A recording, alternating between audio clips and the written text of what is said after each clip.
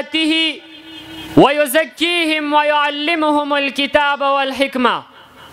وقال النبي صلى الله عليه وسلم: إنما بعثت معلما. أيها السادة الأفاضل، إنني أشعر بفرحة وسرور حيث كنت بين يديكم وأتحدث عن الموضوع تعليم النبي صلى الله عليه وسلم.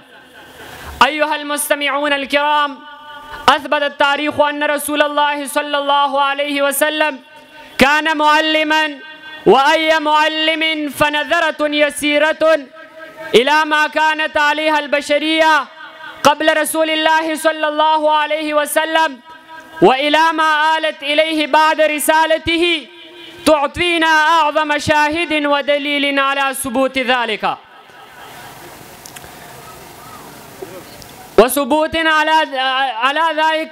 وإذا لاحظنا النماذج المعلمة الهادية من النوع الإنساني التي شاهدتها البشرية بعد الرسول المعلم صلى الله عليه وسلم تدل على أقوى الدلالة على عظم هذا المعلم المربي الذي تتقاصر أمامه أسماء كل الكبار الذين عرفوا وذكروا في عالم التعليم والتربية. فأي معلم من المربيين تخرج على يديه عدد أوفر وأهدى من هذا الرسول الكريم صلى الله عليه وسلم الذي تخرج به هؤلاء الأصحاب الإتباع؟ فكيف كانوا قبله وكيف صاروا بعده؟ إن كل واحد من هؤلاء الأصحاب دليل ناطق على عظم هذا المعلم العربي. فلذا قيل: لو لم يكن لرسول الله صلى الله عليه وسلم معجزة إلا أصحابه لكفوه لإثبات نبوته. أيها المستمعون الكرام، لقد نهز النبي صلى الله عليه وسلم ينشر العلم في الناس، وكان بحق المعلم الأول في هذه الدنيا في جمال بيانه وفصاحة لسانه ونصاعة منطقه وحلاوة أسلوبه ورقة قلبه ورهابة صدره ولطف إشارته وإشراك روحه وحكيم شدته وسمو ذكائه وعظيم انتبائه وبالغ عنايته ووفرة حنانه وكثير رفقه بالناس، حتى قال عليه الصلاة والسلام: إنما بعثت معلما. ولذلك يا أيها الإخوة الكرام، كان من أهم وأعظم وأبرز أساليب عليه الصلاة والسلام في التعليم العمل والتخلق بالسيرة الحسنة والخلق العظيم.